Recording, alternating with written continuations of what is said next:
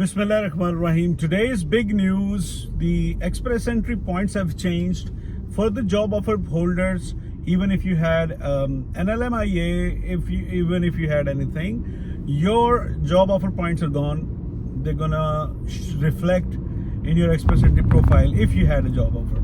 So this is the biggest change today. Okay, but this was expected.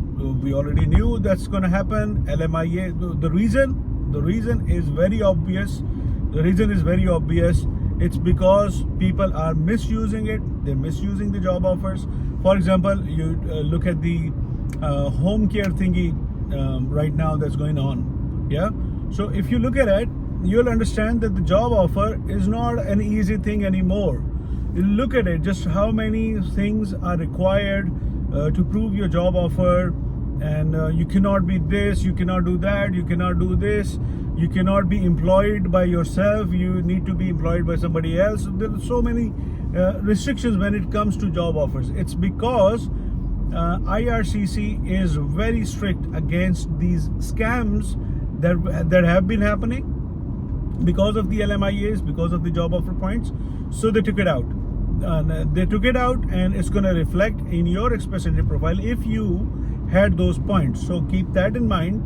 Other than that, there are no more big changes in your express entry profile, but it is also expected that the French points, they're going to increase those points. It's expected. You know why it's expected? Because last time, 2 days ago, when they increased these French points to 100 points, and at the same time they decreased these job offer points as well. They eliminated these job offer points. So both things happened parallelly that day. But now it is also expected that because job offer points are gone, maybe French points will also increase. So nobody knows what's going to happen.